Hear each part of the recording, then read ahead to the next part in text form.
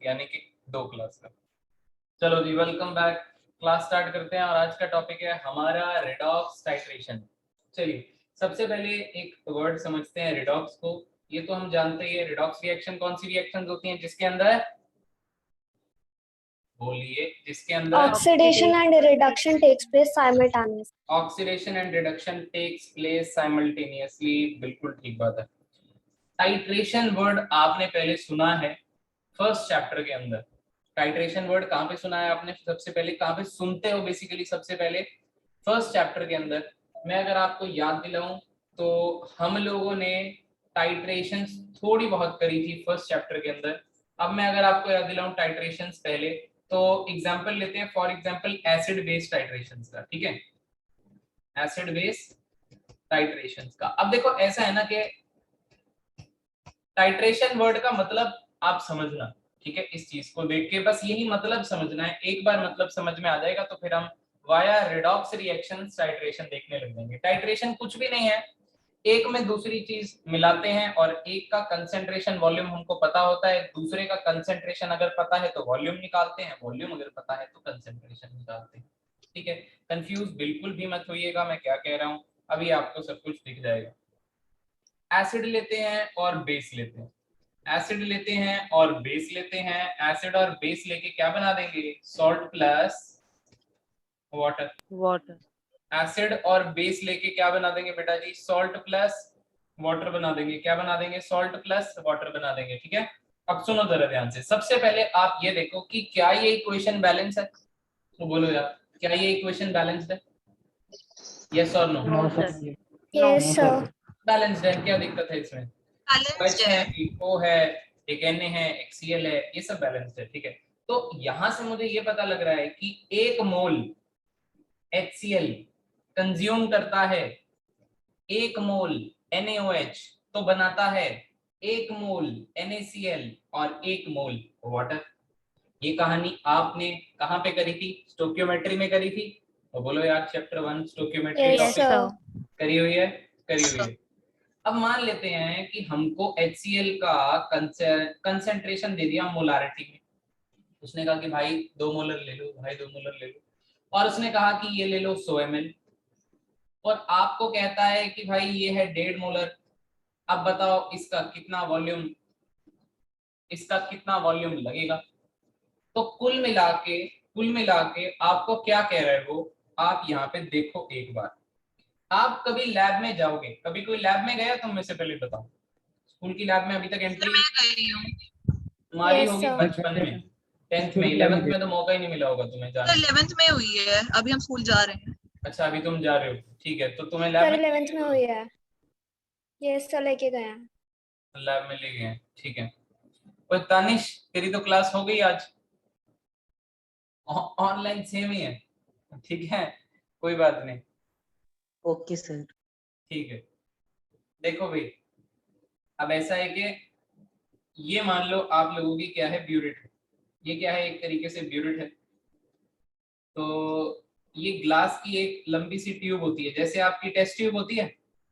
अब ये test tube तो नहीं होती है, पर टेस्ट ट्यूब के जैसी होती है। टेस्ट ट्यूब आपकी लगभग लगभग 13 ml की होती है, और ये जो है वो 50 ml तक यहाँ पे मार्किंग होती है। ठीक है, इसको कहते हैं ब्यूरिट। क्या कहते हैं बेटा जी इसको, ब्यूरिट। डबल टी होगा या टी होगा, स्पेलिंग पे मत जाना। कहते तो इसको ब्यूरिट ही है, कहते तो इसको ब्यूरिट ही है, ठीक है, डबल टी ही होगा लगभग लगभग स्पेलिंग। ठीक है, अब देखो ध्यान से, यहाँ पे लगा होता है स्टैंड, ये लगा होता है एक तरीके का स्टैंड, और स्टैंड पे यहाँ पे पड़ी होती है आप लोगों की कोनिकल, इसको कहते हैं कोनिकल फ्लास्क। क्या कहते हैं बेटा जी इसको, कोनिकल फ्लास्क। क्लास ठीक, कोनिकल फ्लास्क कहते हैं, ग्लास की होती है ये। अब इसके अंदर आपने क्या ले लिया, आप मान लो आपने इसके अंदर ले लिया है, आपको क्या चीज पता है, आपको HCl पता है, आपको क्या पता है, आपको HCl पता है, तो आपने मान लो HCl यहाँ पे ले लिया। ठीक है, HCl का कंसेंट्रेशन कैसा है, नोन है। HCl का कंसेंट्रेशन कैसा है, नोन है, हमको पता है, हमको पता है पहले से क्या कंसेंट्रेशन है। ठीक है, और इसके अंदर आपने डाल दिया NaOH, इसके अंदर आपने क्या डाल दिया, NaOH डाल दिया। या फिर आप काम उल्टा भी कर सकते हो, आप एक काम करो, इस तरीके से समझाता हूं मैं आपको। मान लो हमने यहाँ पे NaOH ले लिया, NaOH का कंसेंट्रेशन हमको मालूम है, और इसके अंदर हमने HCl ले लिया। क्या ले लिया बेटा, इसके अंदर हम लोगों ने HCl का वॉल्यूम भी मालूम था हमको, और HCl का कंसेंट्रेशन भी मालूम था हमको। ये दो चीज मालूम थी हमको। और हमको क्या पता करना था, हमको ये पता करना था कि NaOH का कितना वॉल्यूम लगेगा, NaOH का कितना वॉल्यूम लगेगा जब HCl का 2 मोलर कंसेंट्रेशन है, और इसको मैं 100 ml ले लेता हूं। ये बात के हिसाब से हमको रिएक्शन की स्टोइकियोमेट्री के हिसाब से आंसर देना होता है, कि क्योंकि स्टोइकियोमेट्री के हिसाब से हमको पता है ये 1 मोल HCl 1 मोल NaOH खा के 1 मोल NaCl बना रहा है, तो उसके मोल्स के अकॉर्डिंग ही हमको काम करना है सारा का सारा। ठीक है, एक बात तो ये। अब आ जाओ दूसरी बात, NaOH यहाँ से मैंने ब्यूरिट खोली, यहाँ पे एक प्लग लगा होता है, इस प्लग को आपने घुमाया और इस प्लग को आपने ओपन किया, थोड़ा सा आपने ओपन किया, तो क्या गिरेगा ऊपर से गिरेगा NaOH, ऊपर से गिरेगा क्या बेटा जी, NaOH। तो NaOH कौन है, बेस है। बेस क्या काम करेगा, HCl को खाता रहेगा खाता रहेगा खाता रहेगा खाता रहेगा, और ये बनता रहेगा। ये बात समझ में आ रही है। और यहां तक मान लो आपने ऊपर तक भर दिया था, यहां तक मान लो आपने ऊपर तक भर दिया था। अब जैसे ही आपने नीचे से खोला तो ऊपर से थोड़ा थोड़ा कम होता जाएगा, ऊपर से थोड़ा थोड़ा कम होता जाएगा, और मान लो यहाँ पे जब आया आपका पानी NaOH वाला, तो आपका सारा का सारा HCl खत्म हो गया, और वो किस में कन्वर्ट हो गया, सॉल्ट प्लस वाटर में। अब आपको मुझसे पूछना है सर ये हमको कैसे दिखेगा कि हमारा सारा का सारा HCl खत्म हो रहा है, हम आंखों से तो देख नहीं सकते। तो देखने के लिए हम इसके अंदर डालते हैं इंडिकेटर। क्या डालते हैं बेटा जी, इंडिकेटर। और इंडिकेटर आपने सुना होगा फिनोप्थलीन, सुना है किसी ने फिनोप्थलीन, तो बोलो यार। Yes sir. Phenolphthalein, sir base होने पे वो पिंक कलर का टर्न हो जाता है। राइट। फिनोप्थलीन क्या है, आपका इंडिकेटर है। पहले क्या होता है, ये कलरलेस होता है, कलरलेस होता है, और जैसे ही इसको थोड़ा सा मीडियम मिलता है, बेसिक मीडियम, थोड़ा सा भी बेसिक मीडियम मिलता है, तो इसका कलर क्या हो जाता है, पिंक हो जाता है। ठीक है, तो फिनोप्थलीन की 2-3 ड्रॉप डाल देते हैं हम लोग। क्या डाल देते हैं, यहाँ पे फिनोप्थलीन की 2-3 ड्रॉप डाल देते हैं। फिनोप्थलीन कौन है, इंडिकेटर है। पहले कलरलेस होता है, जैसे ही NaOH HCl के अंदर जाएगा जाएगा जाएगा, HCl खत्म होता जाएगा जाएगा जाएगा, और एक पॉइंट आएगा जब सारा का सारा HCl आपका फिनिश हो जाएगा, वो वाले पॉइंट पे आप लोग NaOH का वॉल्यूम रिकॉर्ड कर लोगे कि ऊपर से कितना कम हो गया, और वही वॉल्यूम जो होता है आप लोगों का आंसर होता है। क्या आपको ये बात समझ में आ रही है, तो बोलो यार। वहां से आपने वॉल्यूम निकाल नहीं लिया, समझ आ रही। वहां से आपने क्या निकाल लिया बेटा जी, वॉल्यूम निकाल लिया। ठीक है, तो इस तरीके से रीडिंग की मदद से आप लोग वॉल्यूम निकालते हो, फिर आगे उसका फॉर्मूले में इस्तेमाल कर देते हो। कुछ बात समझ में आ रही है। This is titration. ऐसे टाइट्रेशन आपने करी थी, और आप लोग लैब में जाके भी करोगे, आपके सिलेबस में है। बोलो भाई क्या कह रहे हो। फिनोप्थलीन बेटा आपको इंडिकेट करेगा, देखो HCl क्या कैसे खत्म हो रहा है, हमको फीलिंग कैसे आएगी कि HCl खत्म हो रहा है, हमें कुछ दिख तो रहा नहीं, सारा कुछ तो सॉल्यूशन में है, दिख तो कुछ रहा ही नहीं था, तो फिनोप्थलीन डाल दिया देखने के लिए। फिनोप्थलीन बेटा इंडिकेटर है। इंडिकेटर का मतलब ही क्या हो गया, जो कोई आपको इंडिकेशन दे। ठीक है, तो फिनोप्थलीन ऐसा इंडिकेटर है जिसमें पीएच के चेंज होने से, पीएच के चेंज होने से उसका कलर चेंज होता है। तो पहले कलरलेस था जब मीडियम एसिडिक था, तो एसिडिक मीडियम में कैसा होगा ये, एसिडिक मीडियम में कैसा होगा ये, कलरलेस। अब जैसे जैसे इसमें बेस ऊपर से गिर रहा है गिर रहा है गिर रहा है गिर रहा है गिर रहा है गिर रहा है गिर रहा है, एक लास्ट में पॉइंट आएगा, एक पॉइंट, उस पॉइंट को एंड पॉइंट भी कहते हैं।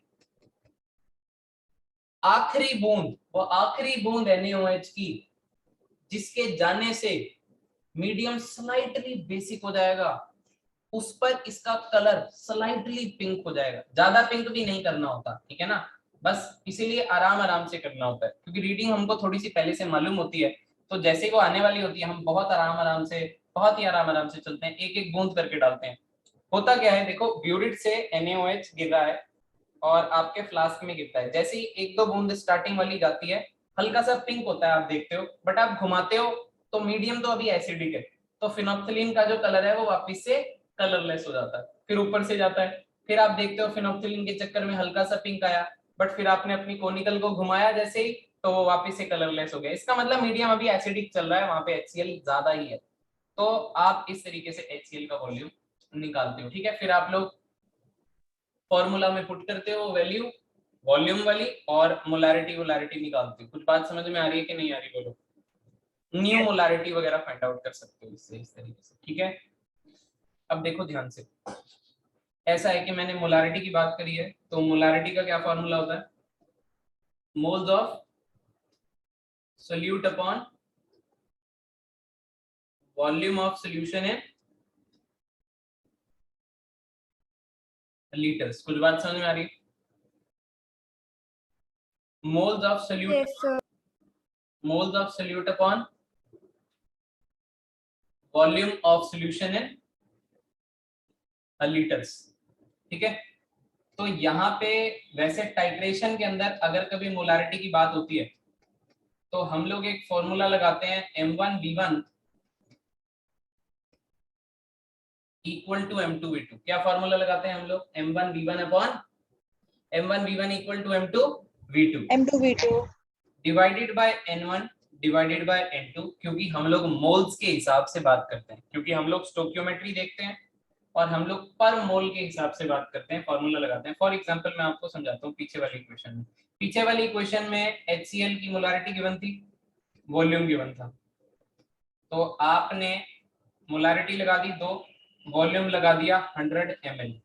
ठीक है, और HCl के मोल्स कितने थे स्टोक्योमेट्री के हिसाब से 1, तो इसकी वैल्यू भी क्या डाल दी थी आप लोगों ने, 1 इक्वल टू, आपको क्या पता था NaOH की, अगर मान लो आपको मोलारिटी पता है, NaOH की मान लो क्या पता है आप लोग को मोलारिटी, तो आप लोग क्या निकाल लोगे वहां से बेटा जी, V2 यानी कि उसका वॉल्यूम, और मोल्स तो इसके भी क्या थे, 1 थे, तो यूं करके आप लोग वॉल्यूम फाइंड आउट कर सकते हो।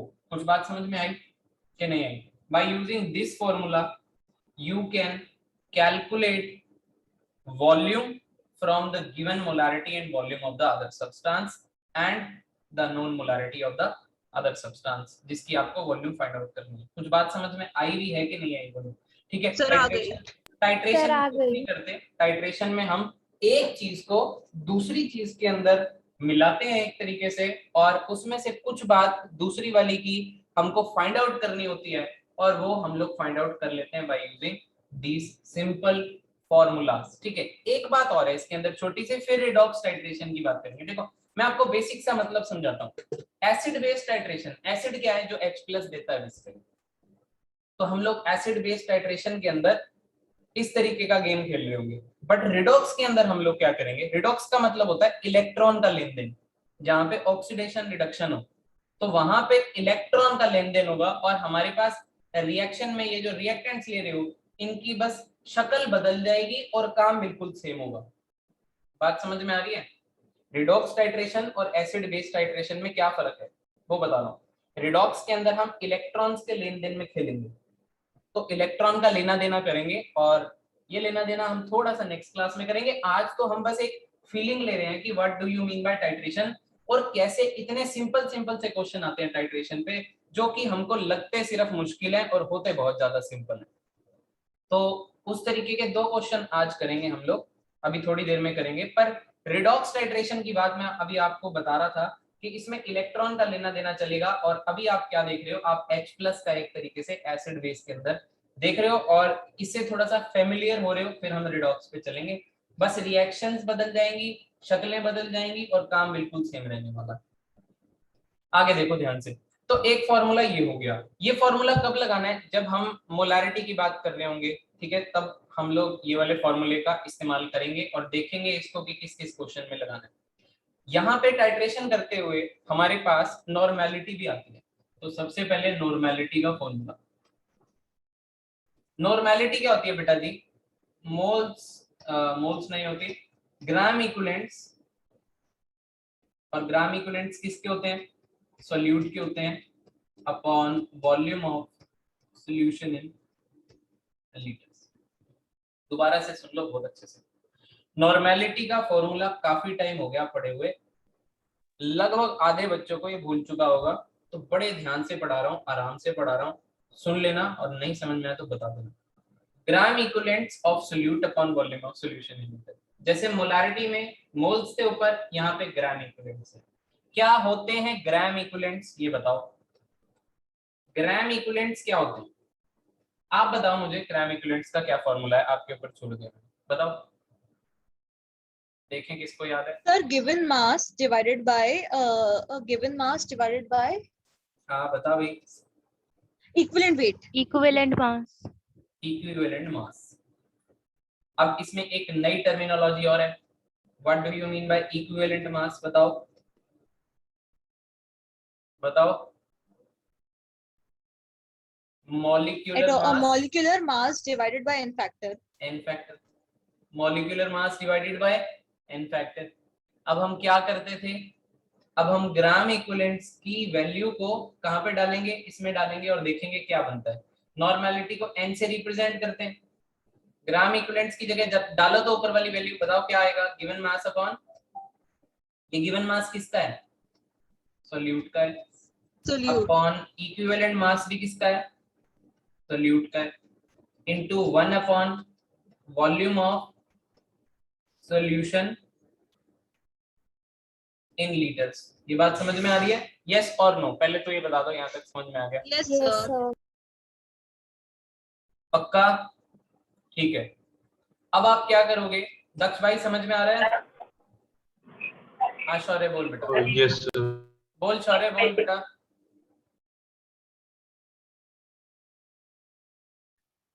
पहला पेज पूछना सर एक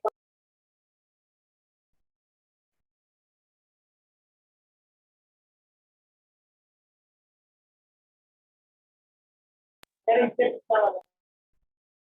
ठीक है, सर इससे पहले वाला में इससे पहले वाला पेज मैं भेज दूंगा तेरे को, ये पीडीएफ क्लास के बाद, टेंशन ना ले। ठीक है, मैं पीडीएफ भेजता हूँ आज, ये वाली सेम टू सेम, दिक्कत मत लो। आगे देखो बस, ठीक है, क्योंकि टॉपिक स्लो हो गया तो दिक्कत हो जाएगी। शौर्य भाई मुझे ये बता दे, यहाँ तक समझ में आ गया जहां तक अभी लिखा हुआ स्क्रीन पे दिख रहा है, या दोबारा से एक बार बताओ? ठीक है। अब देखो आप लोग, सब लोग देखो भाई, इक्विवेलेंट मास ये रहा, ये नई टर्मिनोलॉजी है और आपने इसको पढ़ लिया कि इक्विवेलेंट मास क्या होता है। तो बेटा जी ये क्या है? Given mass of solute divided by, equivalent mass को क्या लिखोगे आप लोग? Molecular mass upon n factor divided by 1 upon volume of solution in litres. ये बात ठीक है। अब आपने पढ़ा हुआ है कि given mass upon molecular mass, solute का ही है क्योंकि, तो ये मोल्स ऑफ सोल्यूट बनेगा, और वॉल्यूम ये रहा, तो वॉल्यूम ऑफ सॉल्यूशन बनेगा, इनटू क्या बनेगा? n factor. और आपने अभी अभी पढ़ा है कि moles of solute upon volume of solution क्या होता है? मोलारिटी होती है। So normality is equal to molarity into n factor. ठीक है, अब मैं आपको एक बात बता दूं, टाइट्रेशन के अंदर सबसे ज्यादा जरूरी होते हैं ग्राम इक्विवेलेंट्स निकालने। अब ग्राम इक्विवेलेंट्स के फॉर्मूले में आ रहा है given mass upon equivalent mass, और इक्विवेलेंट मास में आता है molecular mass upon n factor. ठीक है, तो ये सब मिला के ग्राम इक्विवेलेंट्स बन जाते हैं n इंटू n फैक्टर, यानी कि मोल्स इंटू n फैक्टर बन जाते हैं, अगर आप थोड़ा सा ध्यान से सोच रहे हो तो। ठीक है, तो आप एक बात को याद रखना, ये नंबर 1 फॉर्मूला है। नंबर 1, कभी भी आपको नॉर्मेलिटी गिवन हो, आप जब क्वेश्चन करोगे तो आपको मैं दिखाऊंगा, कभी भी आपको डायरेक्टली बोला हो कि इतना नॉर्मल है और आपको उसके ग्राम इक्विवेलेंट्स निकालने हो, तो ग्राम इक्विवेलेंट्स का एक फॉर्मूला तो हो गया, ग्राम इक्विवेलेंट्स का एक फॉर्मूला तो हो गया normality into volume of solution in litres. ये बात याद रखना। जैसे कि आपको मोल्स निकालने होंगे, तो मोल्स निकालने का फॉर्मूला हो गया molarity into volume of solution in litres. ये बात समझ में आ रही है? ये हो गया आपका क्या निकालने का फॉर्मूला? मोल्स निकालने का। और ये हो गया आपका ग्राम इक्विवेलेंस निकालने का फॉर्मूला। एक बात को याद रखना, हम लोग जब भी हम लोग एसिड और बेस को रिएक्ट करवाते हैं आपस में, तो हम लोग ज्यादातर कोशिश करते हैं कि हम एसिड के ग्राम इक्विवेलेंट्स अलग से निकाल लें और बेस के भी ग्राम इक्विवेलेंट्स अलग से निकाल लें, और फिर उस ग्राम इक्विवेलेंट्स में से जिसके ज्यादा हैं जिसके कम है उसको माइनस करके नए पड़े हुए सॉल्यूशन के ग्राम इक्विवेलेंट्स बनाएं। ठीक है, एक बात याद रखना, आपको बैलेंसिंग की जो जरूरत पड़ेगी, रिएक्शन को बैलेंस करने की जरूरत पड़ेगी फॉर दिस फॉर्मूला। ठीक है, बट ग्राम इक्विवेलेंट्स हमारे एन फैक्टर की मदद से निकल जाएंगे अगर हमें कभी जरूरत पड़ी तो। ठीक है, तो एन फैक्टर यहाँ पे काफी अच्छा रोल प्ले करेगा। अगर आपको नहीं मालूम है कि एन फैक्टर क्या होता है तो मैं एग्जांपल देता हूँ एसिड्स का। मतलब मान लो मैं एसिड्स के लिए एन फैक्टर निकालता हूँ, मतलब फॉर एग्जांपल मैं मान लो HCl लेता हूँ, तो जितने H+ आप दे सकते हो ना उतना आपका एन फैक्टर हो जाता है। जैसे H2SO4 है, HCl है, अब आपको यहाँ पे क्योंकि रिडॉक्स करेंगे तो ऑक्सैलिक एसिड आएगा। ऑक्सैलिक एसिड होता है COOH और COH, इसका नाम है ऑक्सैलिक एसिड, इसका नाम है सल्फ्यूरिक एसिड, और HCl तो आपको मालूम ही है। तो एन फैक्टर जितना H+ देगा उतना एन फैक्टर हो जाएगा। इसका एन फैक्टर 1, इसका एन फैक्टर 2, ये H+ यहाँ से 2 दे सकता है तो इसका भी एन फैक्टर कितना हो जाएगा 2। लाइकवाइज जब हम रिडॉक्स में खेलेंगे, किसमें खेलेंगे जब हम रिडॉक्स में, तो रिडॉक्स में इलेक्ट्रॉन का कितना खेला हुआ है, लेन देन हुआ है, उसके हिसाब से आप लोगों का एन फैक्टर आ जाएगा। आपको पता है जैसे ये एसिड हो गए तो एन फैक्टर हमने number of H+ ion, replaceable H+ ions देख लिए कि कितने H+ आयंस निकल सकते हैं, उसके हिसाब से एन फैक्टर लगा दिया। अब मान लो मेरे पास बेस होता है जैसे NaOH, तो बेस को देख के भी मैं निकाल सकता हूँ एन फैक्टर। जितने OH- होते हैं बेस के पास उतना उसका एन फैक्टर हो जाता है। सॉल्ट के लिए अभी आप लोगों ने एन फैक्टर निकालना सीखा होगा, आपको याद है जितना कटायन का ओवरऑल चार्ज या अनायन का ओवरऑल चार्ज, अगर आपको याद आ रहा है तो। ठीक है, रिसेंट में भी कुछ टाइम पहले हम लोगों ने नॉर्मेलिटी पढ़ी थी तो इतना सब याद होना चाहिए। ठीक है, तो ग्राम इक्विवेलेंट्स बेसिकली आप लोगों के सेम रहते हैं, इस बात को दिमाग में रख लो। ग्राम इक्विवेलेंट्स आप लोगों के यूं ही चेंज नहीं होते, इसलिए ग्राम इक्विवेलेंट्स के साथ काम करने में थोड़ी सी आसानी होती है, इसीलिए हम लोग ग्राम इक्विवेलेंट्स को थोड़ी इंपॉर्टेंस देते हुए इस वाले फॉर्मूले को लगाते हैं और ग्राम इक्विवेलेंट्स की मदद से एसिड बेस टाइट्रेशन सॉल्व कर देते हैं। लाइकवाइज थोड़ा बहुत काम आप यहाँ भी कर रहे होगे। अब आपको मैं बता रहा था कि ग्राम इक्विवेलेंट्स जो हैं, ग्राम इक्विवेलेंट्स में अगर आप देखो ना, आप इस वाले फॉर्मूले को इधर डाल दो तो आपके ग्राम इक्विवेलेंट्स निकालने का तरीका n इंटू एन फैक्टर भी मिलेगा। ठीक है, n into n factor, n होते हैं मोल्स और n फैक्टर आप अभी सीखोगे मुझसे अप्रोक्सीमेटली अगली क्लास के अंदर। ठीक है, अच्छा एक और बेसिक सी बात है, एसिड बेस टाइट्रेशन और रिडॉक्स टाइट्रेशन के अंदर आप क्या फर्क देखोगे ये भी एक और सुन लो। जैसे इसमें आपने इंडिकेटर अलग से यूज किया लाइक फिनोप्थिलीन, वैसे ही आप रिडॉक्स की अगर बात करोगे तो रिडॉक्स के अंदर जो रिएक्टेंट्स ले रखे होंगे वही अपने आप में एक इंडिकेटर का काम करेगा, अक्सर, नॉट हर बार, अक्सर, ज्यादातर। ठीक है, तो इसके अंदर हम लोग जो इंडिकेटर इस्तेमाल कर रहे होंगे वो सेल्फ इंडिकेटर इस्तेमाल कर रहे होंगे।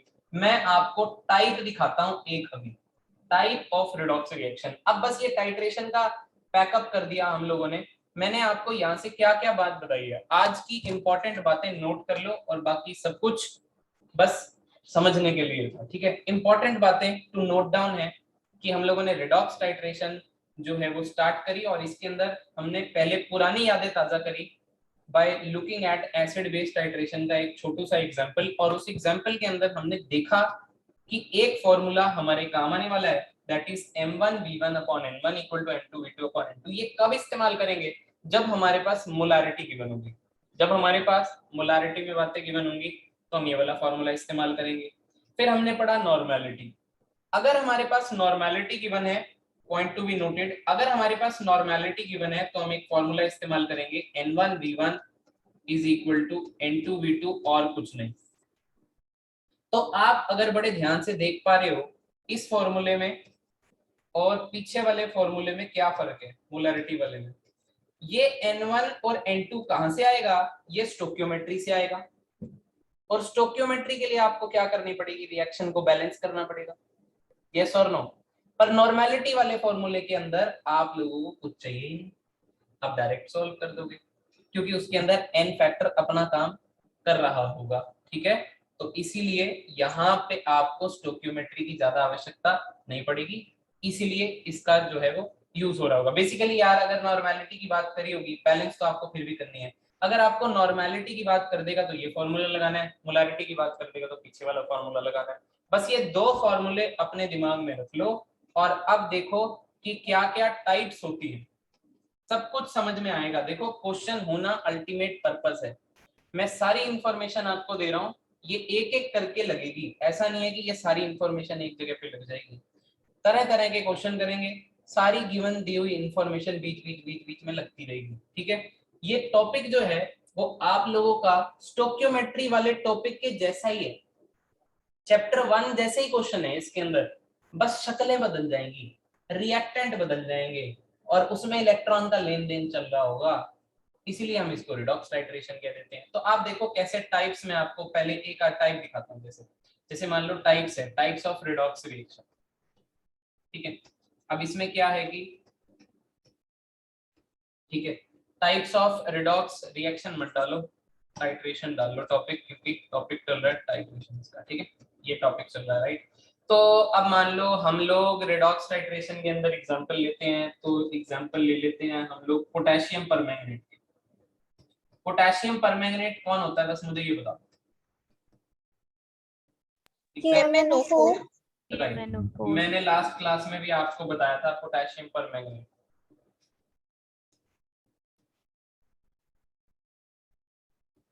ठीक है। KMnO4, देखो KMnO4 जो होता है ये एक सेल्फ इंडिकेटर भी होता है। KMnO4 एक क्या होता है, सेल्फ इंडिकेटर। इसका खुद का कलर होता है पर्पल, और ये आप लोगे भी सही लैब के अंदर। इसका खुद का कलर क्या होता है, इसका खुद का कलर होता है पर्पल। ये पर्पल टू कलरलेस जाता है। वैसे तो अलग अलग मीडियम में अलग अलग प्रोडक्ट निकालता है, बट अभी हम कुछ एग्जांपल देख रहे हैं और बाकी के जो है हम नेक्स्ट क्लास में देखेंगे। जैसे पोटेशियम परमैंगनेट की टाइट्रेशंस करनी है मैंने, तो सबसे पहले मैं टाइट्रेशन कर लेता हूँ आयरन के साथ, मतलब मैं ले लेता हूँ oxidation of ferrous salt, oxidation of ferrous salts. मतलब आप मान लो कि मैंने KMnO4 ले लिया पहले, मैंने KMnO4 ले लिया पहले फेरस सॉल्ट के साथ, तो फेरस सॉल्ट के साथ ले लिया, मान लो मैंने FeSO4 ले लिया, तो FeSO4 ले लिया, ठीक है। अब क्या मिलेगा, अब मीडियम कैसा है, एसिडिक मीडियम है। आपको ना कुछ बातें ना इसके अंदर याद रखनी पड़ेगी कि KMnO4 जो है अगर एसिडिक मीडियम होता है तो किस में कन्वर्ट होता है, Mn+2 में कन्वर्ट होता है, राइट। तो ये कैसा एजेंट है, KMnO4 कैसा एजेंट है, ये पता करने के लिए आपको Mn की ऑक्सीडेशन स्टेट निकालनी है, और Mn को डाल दो x, एक K पे होता है +1, पोटेशियम फर्स्ट ग्रुप का बंदा है। एक ऑक्सीजन पे कितना होता है बोलो, -2 तो -2 चार पे कितना हो जाएगा, -8 तो क्या कर दोगे, 0। तो x 0 इक्वल टू क्या हो जाएगा, प्लस का +7 7 मैंगनीज का एटॉमिक नंबर कितना होता है, 25। कैसे लिखते हैं सर इसको, आर्गन 18 4s2 3d5। सर इसके वैलेंस इलेक्ट्रॉन्स कितने हैं, 7। सर अगर वैलेंस इलेक्ट्रॉन 7 है तो 7 तो इसने ऑलरेडी लूज कर रखे हैं, तो क्या ये +7 से ऊपर जाएगा, नो सर नो सर अगर ये +7 से ऊपर नहीं जाएगा, अगर ये +7 से ऊपर नहीं जाएगा तो ये क्या करेगा, इलेक्ट्रॉन पड़ोसी से खींचेगा, अपनी +7 को कम करेगा। पड़ोसी से अगर ये खींचेगा तो पड़ोसी को ऑक्सीडाइज कर रहा है, तो ये ऑक्सीडाइजिंग एजेंट का काम करेगा। इसीलिए FeSO4 SO4 पे होता है -2, आयरन पे होगा +2, तो ये +2 वाला किस में कन्वर्ट हो जाएगा, ये +3 में कन्वर्ट हो जाएगा। क्या ये बात आपको समझ में आ रही है, साथ में निकाल देगा Yes, कुछ sir. पानी। सर एक बार दोबारा बता दो। दोबारा बता देते हैं, मैं आपको कह रहा हूँ कि KMnO4 किसका काम करेगा, तो आपको ये बात याद रखनी है कि ये ऑक्सीडाइजिंग एजेंट का काम करेगा। कैसे काम करेगा ऑक्सीडाइजिंग एजेंट का, क्योंकि Mn ऑलरेडी अपनी मैक्सिमम ऑक्सीडेशन स्टेट में है, इससे ज्यादा तो वो ऑक्सीडाइज खुद को कर ही नहीं सकता, तो क्या करेगा, खुद इलेक्ट्रॉन किसी से लेगा और खुद रिड्यूस होगा। तो रिड्यूस होके देख लो किस में जा रहा है, +2 में जा रहा है। खुद रिड्यूस हो गया तो पड़ोसी को क्या करेगा, ऑक्सीडाइज। तो एजेंट कैसा हो गया, ऑक्सीडाइजिंग एजेंट हो गया। आई बात समझ में कि नहीं? Yes. फेरस सल्फेट को ये Yes, sir. FeSO4 को किस में कन्वर्ट करेगा, ठीक है, किस में कन्वर्ट Ferric. करेगा, फेरिक में कन्वर्ट करेगा। जैसे अगर मैं बात करूं, जैसे ये क्या बनेगा, ये बनेगा FeSO4 होल थ्राइस और ये 2। तो Fe2SO4 होल थ्राइस में Fe पे कितना आएगा, अकेले Fe पे +3 आएगा। एक SO4 पे -2 होता है, ये बात याद रख लो। 3 पे -6 होगा, इधर +6 होगा, तो एक के हिस्से में कितना आएगा, +3 आएगा। तो जैसे यहाँ पे आपको ना, अब रिएक्शन जब आप लिखोगे, जब आप रिएक्शन को बैलेंस करने लगोगे, तो आपको क्या बातें याद रखनी है। पॉइंट नंबर 1, पोटेशियम परमैंगनेट की अगर मैं बात कर रहा हूं या कर रही हूं, एसिडिक मीडियम अगर ले लिया है, तो एसिडिक मीडियम में किस में कन्वर्ट होने वाला है, वो Mn+2 में कन्वर्ट होने वाला है, पड़ोसी को ऑक्सीडाइज करने वाला है। और अगर फेरस आयन है, फेरस आयन बोले तो Fe पे जब +2 है, तो आपको SO4 लिखने की अभी कोई आवश्यकता नहीं है। हमको पता है कि यहाँ पे FeSO4 था, तो FeSO4 से Fe+2 निकला होगा। इसको बोलते हैं फेरस आयन और इसको बोलेंगे फेरिक आयन। तो ये इक्वेशन बन गई। अब आपको मैंने बैलेंसिंग सिखा रखी है, तो बोलो यार, बैलेंसिंग सिखा रखी है, So, मीडियम Yes, बता sir. दिया एसिडिक है, तो आपने क्या कर देना है, अब स्मार्टनेस के हिसाब से अपनी अपनी फटाफट से इस इक्वेशन को बैलेंस कर देना है।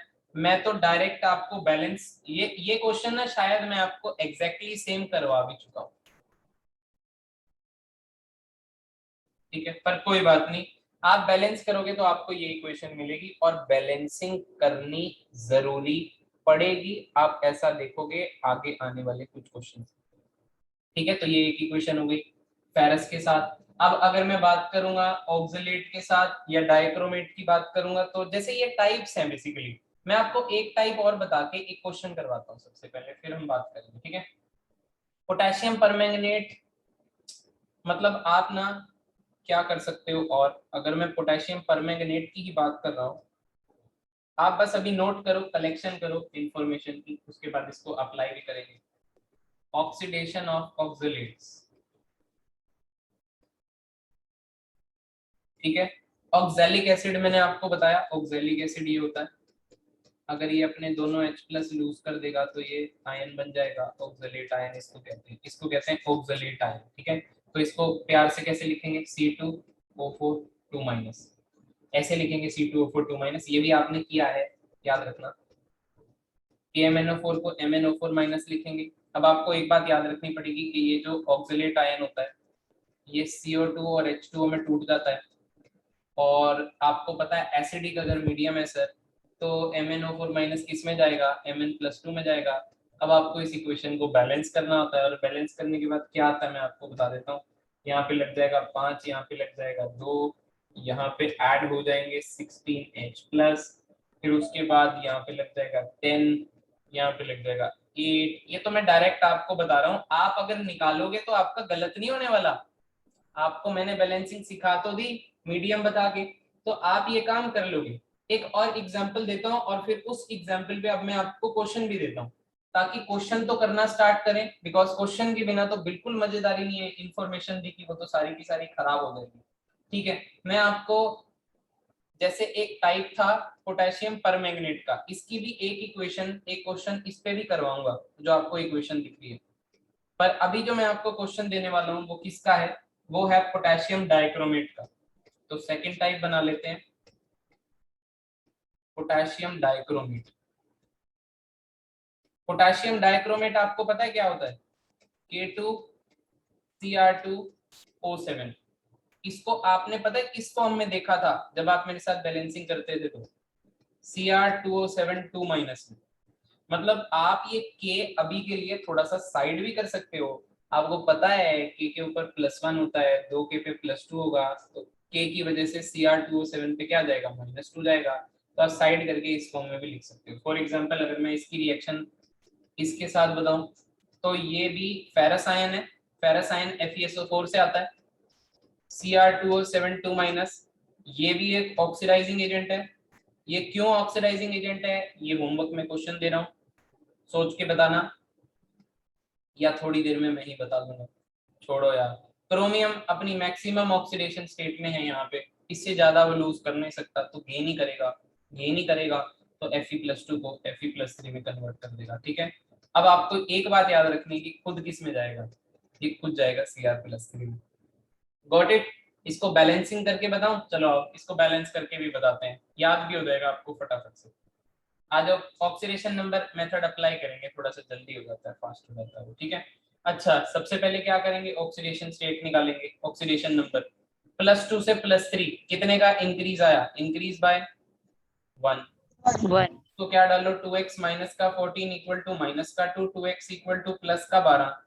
सर इसको डालो, x इक्वल टू प्लस का 3, 2x इक्वल टू प्लस का 6। सर कितने का डिक्रीज आया? Decrease by 6. 6। सर नीचे वाली इक्वेशन को किससे मल्टीप्लाई कर दो? बाय 6। 6 इधर 6 इधर। अब क्या करते हैं, balance all the atoms other than hydrogen and oxygen. When chromium 2 थे तो मैंने यहाँ पे 2 लगा दिया। सर अब क्या करते हैं, 4 देखते हैं। 6 + 2 प्लस का 12 माइनस का 2 इस प्लस का 10, 6 3 जा 18 प्लस का 18 और 2 3 जा 6 प्लस का 6, तो ये हो गया आपका प्लस का 24। प्लस का 24 प्लस का 10 मीडियम है एसिडिक। ये मीडियम कैसा है? एसिडिक। ये बात आपको याद रखनी पड़ेगी, ये मीडियम था एसिडिक। एसिडिक में होते हैं H+, आपको ऐड करने हैं इसमें H+। कितने H+ सर आप ऐड करोगे? सर इसके अंदर 14 H+ ऐड कर दो, चार्ज बैलेंस हो जाएगा। ऑक्सीजन के लिए क्या करो सर, 7 ऑक्सीजन है, 7 H2 ऐड कर दो। मतलब ये आपकी एक बैलेंस्ड केमिकल इक्वेशन होगी। मैंने आपकी थोड़ी हेल्प कर दी है क्योंकि मैं आपको एक क्वेश्चन देने वाला हूँ, और क्वेश्चन मैं अभी स्क्रीन पे आपके सामने लिख रहा हूँ। एक क्वेश्चन करते हैं फटाफट से, उसको एक्सप्लेन करने में थोड़ा सा टाइम लगेगा, तो आपकी क्लास आज की हो जाएगी बेसिकली। ठीक है, अब देखो ध्यान से, इसको नोट कर लेना आराम से, कोई जल्दी नहीं है, मैं बस क्लास खत्म होते ही भेजूंगा आपको ये PDF। ठीक है, देखो आगे देखो। अब मैं आपको एक क्वेश्चन देता हूँ पहले, राइट। ये सिंपल क्वेश्चन है, इसमें आपको बस यूनिटरी मेथड लगाना है और आपका काम हो जाएगा। How many grams of potassium dichromate, how many grams of potassium dichromate are required to oxidize 15.2 gram of FeSO4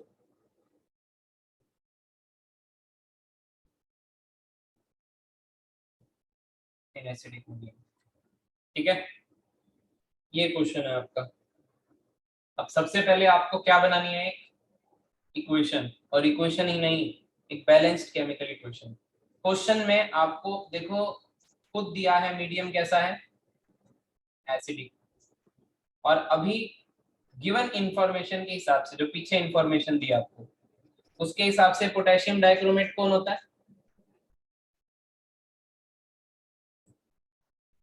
K2Cr2O7.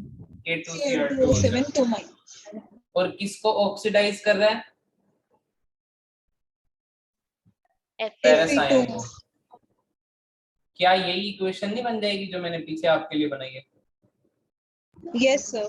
इसमें Yes, आपको sir. याद रखना पड़ेगा, इसमें आपको याद रखना पड़ेगा बेटा कि एसिडिक मीडियम में पोटेशियम डाइक्रोमेट Fe+2 को Fe+3 में तो कन्वर्ट करेगा ही, साथ ही खुद किस में कन्वर्ट हो जाएगा? क्रोमियम+3 में। ये इंफॉर्मेशन आपको याद रखनी पड़ेगी।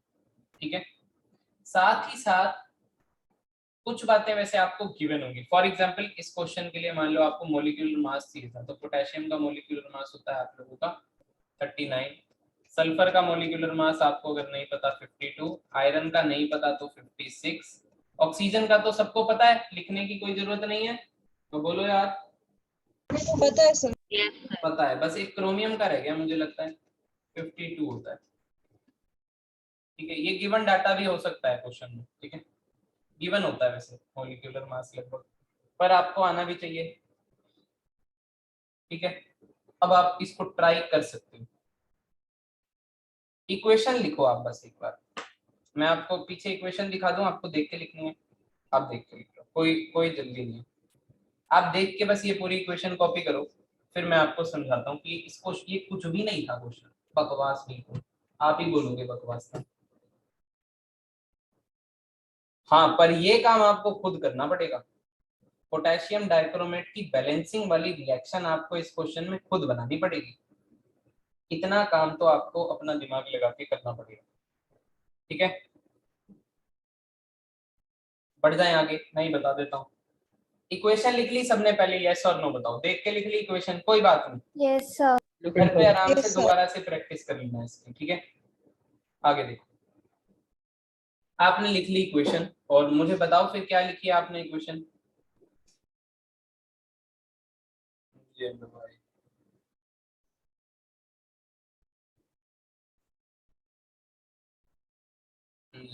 तरीके से शॉर्टकट मारा है, ठीक है, यही था, प्लस का 3, सही है, ये प्लस का 3, यही इक्वेशन थी आप लोगों की, ठीक है। देखो आगे देखो, अब अपन लोग क्या करेंगे, ऐड टू न्यू पेज कर दिया हमने। अब अपन लोग क्या करेंगे, क्वेश्चन किधर गया हमारा, ये right. How many grams of potassium dichromate are required to oxidise 15.2 gram of FeSO4। क्या आपको गिवन क्या है, क्या गिवन है, गिवन क्या है, Mass of FeSO4. Mass of FeSO4। Given mass of FeSO4, और आपको निकालना क्या है, पोटेशियम डाइक्रोमेट का गिवन मास, जो इतने मास को क्या करे, ऑक्सीडाइज करे। तो आपको दो चीजों में रिलेशन प्यारा सा पता है कि आपको FeSO4 और पोटेशियम डाइक्रोमेट में रिलेशन है, ठीक है, ये आपको निकालना है। और आपको पहले से पता क्या है, आपको ये इक्वेशन मालूम है, और आपको इस इक्वेशन से क्या पता है, आपको इस इक्वेशन से पता है कि 6 मोल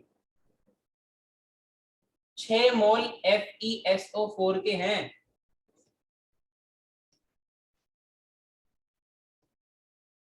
जो रिएक्ट करते हैं 1 मोल K2Cr2O7 से। तो बोलो यार, क्या आपको ये नहीं पता इस इक्वेशन से, एक बात बताओ यार, बैलेंस्ड केमिकल इक्वेशन है ना ये, इस इक्वेशन में आपको मालूम है ना ये बात कि 6 मोल Fe+2 रिएक्ट करते हैं 1 मोल Cr2O7 2- से। अरे स्टोकियोमेट्री, Yes, sir. है बोलो ना यार। Yes sir. अब आपको ये पता है सर कि हमको रिलेशन तो मास की टर्म्स में निकालना है, तो बच्चों वाला काम कर दो फटाफट से। 1 मोल किसी भी सब मॉलिक्यूल का 1 मोल, उसमें कितना होता है उसका मॉलिक्यूलर मास, तो बोलो यार। तो 6 मोल है ये, तो 6 इंटू 1 मोल FeSO4 का मास निकालने के लिए आप क्या करोगे, FeSO4 आयरन का कितना था मॉलिक्यूलर मास बेटा बताना, 56। सल्फर का कितना था, सल्फर का मल्टीप्लाई नहीं करना है, ऐड करना है, 32. 32 प्लस 16 इंटू 4, 4। इसको ऐड कर लेना अपने आप अभी।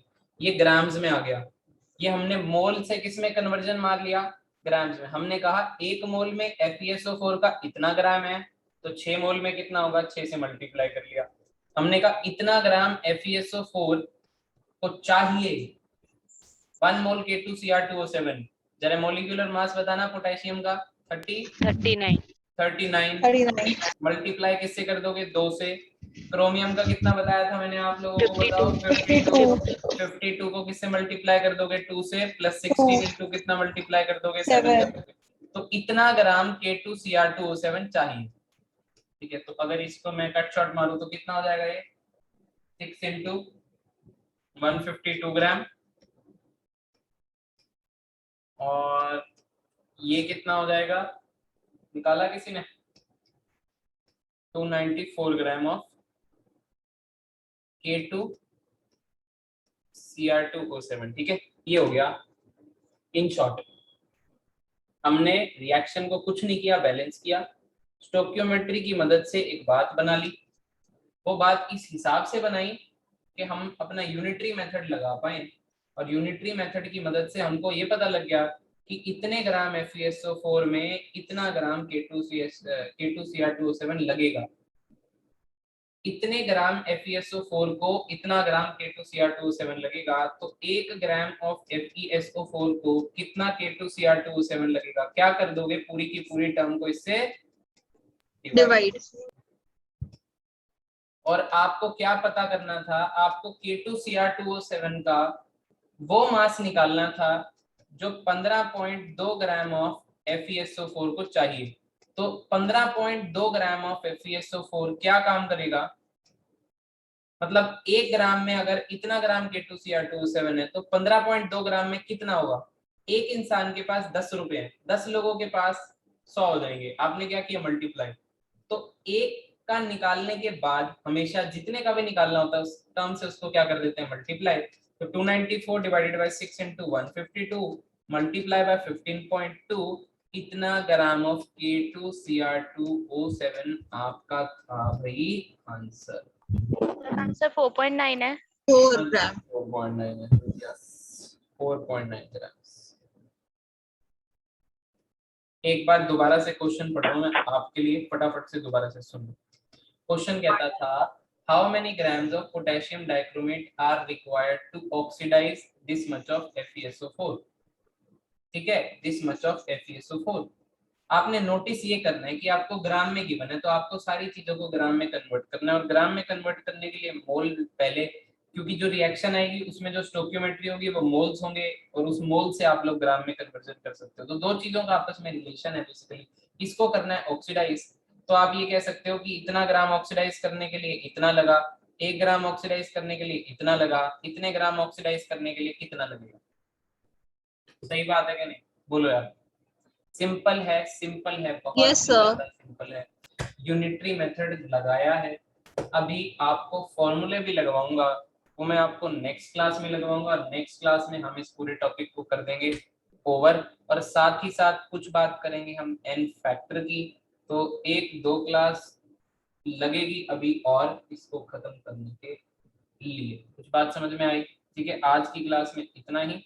ये नोट्स मैं आपको भेजता हूँ रिडॉक्स के, आप लोग कर लो इसको अच्छे से, आज की वीडियो को ढंग से। और होमवर्क में क्या है? होमवर्क में प्रदीप के क्वेश्चन सॉल्व कर लेना। Pradeep back exercise topic number 1, Pradeep के कंपटीशन फोकस का टॉपिक नंबर 1। टॉपिक नंबर 1 में 25-26 क्वेश्चन है, वो सारे आप कर सकते हो। उसमें से 1-2 टॉपिक छोड़ देना। अभी इलेक्ट्रोड पोटेंशियल मैंने आपको बताना है क्या होता है। E0 वाले जो भी क्वेश्चन आएंगे उसको छोड़ के बाकी सारे ऑक्सीडेशन नंबर के, बैलेंसिंग के, ये 2 क्वेश्चन, 2 टाइप के क्वेश्चन कर लेना। रिडॉक्स टाइट्रेशन अभी टॉपिक चलेगा, थोड़ा सा टाइम लगेगा इसमें, और इलेक्ट्रोड पोटेंशियल वाला भी उसके बाद होगा। तो 2 टॉपिक में टाइम लग जाएगा थोड़ा सा, बाकी के टॉपिक आप लोग कर सकते हो। आज की क्लास में इतना ही, फिर मिलते हैं, बाय बाय। सर प्रदीप नहीं है। कुछ और